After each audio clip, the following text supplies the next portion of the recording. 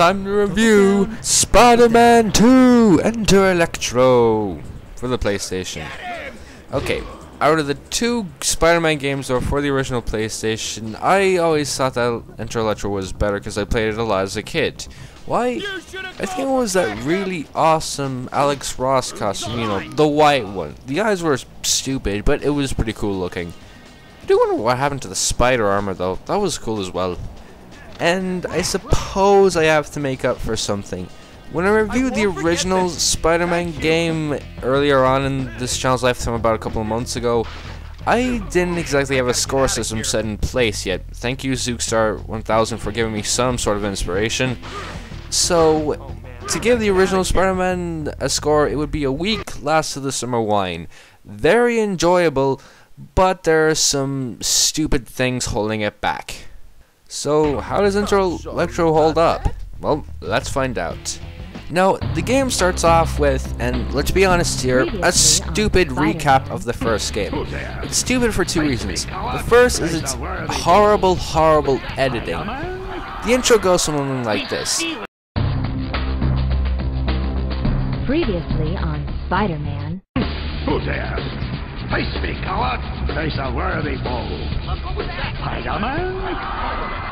He's stealing Octavius's device! That was Eddie Brock. I don't want to believe that you pulled off the heist today, but I've got to make sure. Daredevil! That leaves one question. Where's Rhino? Cat! Phase 1 completed. Let us begin Phase 2. No one can control the symbiotes. No one!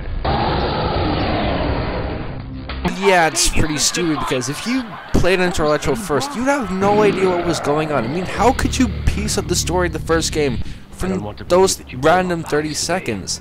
I mean, isn't like the Fog or Venom being obsessed over the internet more important than Daredevil threatening Spider-Man? Still, I'm thankful that Jennifer Hale gets run over because, seriously, she just uses the same voice for everything. It's annoying. And the second reason it's stupid is because it has no impact on Enter Electro other than the fact that the villains from the first game are in jail. But the intro doesn't actually tell you that because it's freaking stupid. So, getting away from the intro, the game starts off in this building corporation place of some sort, where a man in a hooded cloak comes in and zaps security. Wait, is it the Shocker? No, please, please, please let it be the Shocker. Oh god damn you, man, it's Electro. Ah, man, I hated that chase in Ultimate Spider-Man. Anyways, Electro's in this building thing, stealing this piece of armor, whatever it is, we'll get to that later, and security finds him. Now, what does Electro do? Does he zap him? No, he just blows up and flies out of the building and causes a blackout in New York for some reason. We find out that the device he's stolen is called the BioNexus device. And as Electro puts it, if you put it onto any average garden variety bloke, it'll generate enough power to power up a city block. Hold on. When the hell did that happen?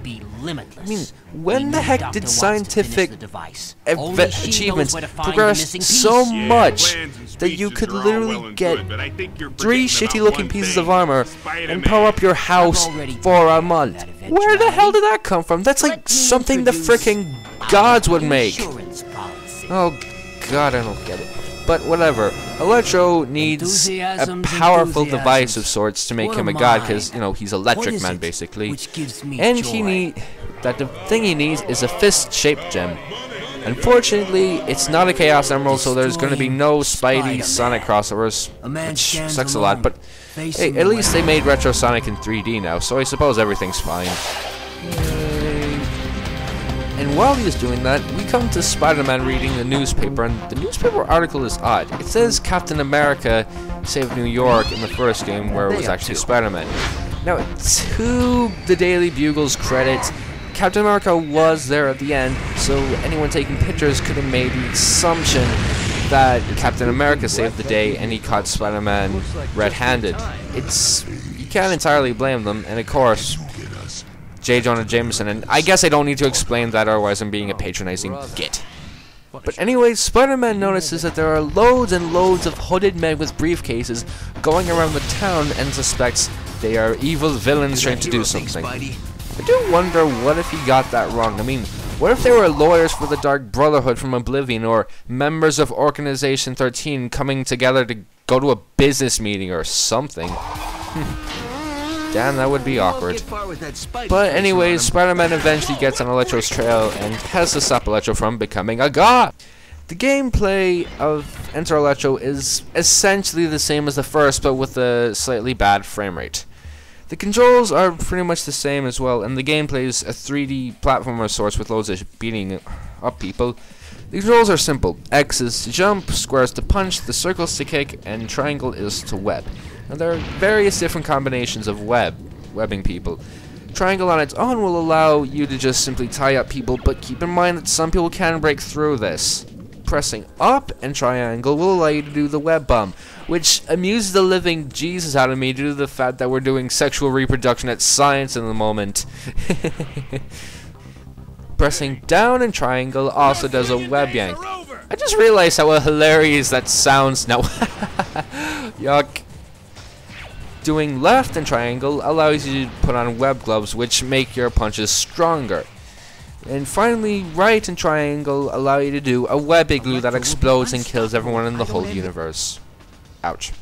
The R2 button allows you to do a web swing, if you're playing on kid mode, the X button will allow you to do the web swing while you're in the air. But I prefer doing it with R2 because it feels a lot more natural. The L2 button allows you to lock onto enemies and certain objects so you can fire web somethings at them. And finally, the L1 is a web target where you can have a reticle and you'll swing to that area, but only if the reticle is green, as usual. Now in the game there are different types of webbing you can find, like ice and electricity, but I prefer the regular webbing because you can web yank enemies with ice, even though it's really cool to kill them with an flying ice block. That's awesome. And well, the electricity thing, cool graphical effect, but I haven't used it much. Now, the game is a little different from the first over a few things. The first is now that you can actually go on the ground because there's no yellow mist. And that's actually something I forgot to mention in my review of the first game. The ground, dying on the ground was very inconsistent. I mean, for the majority of levels, there was this mist thing, but for some reason, in levels where you're fighting Venom or Rhino, it's on the ground, and you don't die. What the hell? Are we just expected to think these are on the roofs? Because it makes no flipping sense. Oh well. And another cool difference from the first game is the create a spider mode. In the first game, if you wanted to have a particular ability, you'd have to choose a particular costume. Like, say if you wanted to be invulnerable, you could only use Captain Universe, who I thought as a kid looked like a duck due to the graphics. But with Create a Spider mode, it's very simple. You just pick any costume you have, and don't worry, there are a lot more new costumes this time, and you map 3 particular abilities to them. Stealth, which is activated by pressing the select button, invulnerability, enhanced strength, enhanced jumping abilities, enhanced web swing, unlimited webbing, and for some reason only having 2 web cartridges instead of 9. That's kind of stupid, don't you think? Now, something that really bugs the crap out of me in this game is the difficulty spikes. It's insane. I mean, you're playing through any ordinary level, and then this irritating boss or enemy just comes and just bugs the shit out of me. Like, for example, the wind tunnel level. Oh my god, I hate that level. You have to stop a plane from crashing, but there are a few things. First, you have to open doors so the plane doesn't crash into the doors. You have to throw barrels out of the way, and you have to tie the webbing up. But the problem is, it's too bloody thin. Look, a wind tunnel is a spherical thing with a gigantic fan in the background pushing at you with wind, not a bunch of warehouses. Seriously, it's the most misleading name of all time. And don't even get me started on that freaking lizard boss. He is just I mean, what gigantic twat thought, oh, this is a good idea, make the lizard unbeatable. Because it's just not, it's just stupid. And one of the worst things in this game is the Shocker boss. I mean, the Shocker's godly and all. I mean, I was so happy when the Shocker was in the game. But there is one gigantic thing. How do you beat him? I mean, the setup is awesome. You're fighting the Shocker, in a warehouse that's burning down. How do you beat him? By pulling a crate on him. Better beat Shocker quickly. I also felt the game to be a lot more depressing than the first, but I suppose it's sort of makes sense due to the fact that the game takes place at night. It can't be helped much, really. And something that I'm surprised hasn't gotten better is the FMVs. They're still stupid. I mean, sure, I'll praise the fact that the characters have actual hands, but it's just still bloody stupid, especially in this cutscene, which is just beyond... Just watch it! Close to our goal, gentlemen. The device you see before you allows an average citizen's body energy to power a city block. In my hands, that power would be limitless. We need Dr. Watts to finish the device. Only she knows where to find the missing piece. Yeah, plans and speeches are all well and good, but I think you're forgetting about one thing. Spider-Man. I've already prepared for that eventuality. Let me introduce our insurance policy. Enthusiasms, enthusiasms. What a mine. What is it which gives me joy?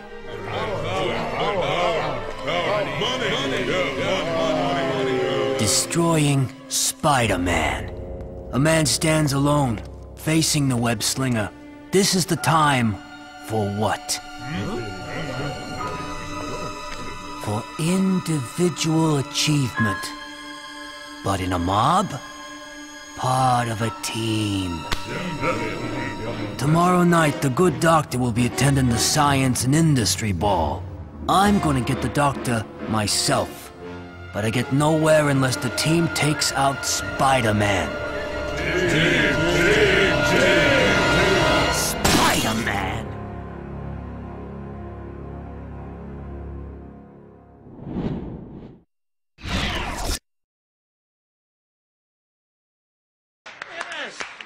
Well, it started badly, and it tailed off a little in the middle, and the less said about the end, the better. But apart from that, excellent.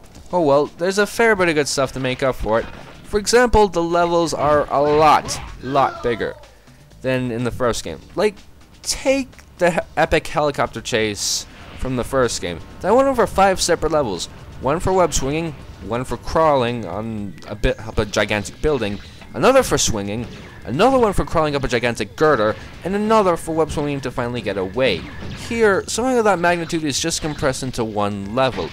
Although, to be fair, that does make it a lot shorter, but that's because there's far less loading times and the game not insisting you to save as much as in the frigging original. And the game, while depressing, does feel a bit more epic. Although, to be fair, that epicness is mainly in the final boss battle, which is so frigging cool. Plus, I love the battle damaged Peter Parker costume, and that's another thing I like. More costumes! I mean, sure, some of them I don't use. I usually just stick with the original, because I just feel more familiar with it, but it's still pretty damn cool. And go create a spider! Yay, it's frigging awesome, so I don't have to play as Captain Universe or Spider Phoenix all the bloody time. Woo! And one of the best things of all time, the web target actually works. It's unbelievable. In the first game, you couldn't use the web target at a wall that was like 5 feet away from you because it would be red. Here, the web target actually works. They managed to do it. They are gods. Oh my god, it's so unfreaking believable. They're gods. Ah! Yeah, so overall, Enter Electro is a pretty good game.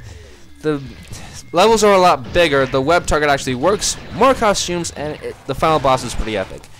However, the annoying difficulty spikes, Shocker being a terrible boss, it's depressing, and the shite FMBs, and the slightly unsatisfying gameplay do bring it down a bit. If I'll be honest, I'll give Enter Electro a Jak and Daxter-Pretty kick-ass game.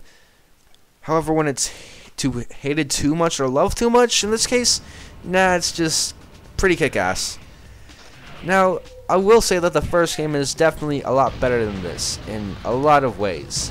I mean, like, it's just a more fun game, and it beats the second game with one large trump card. Now, I'm going to play that large trump card, and I shall see you for my next review. Bye.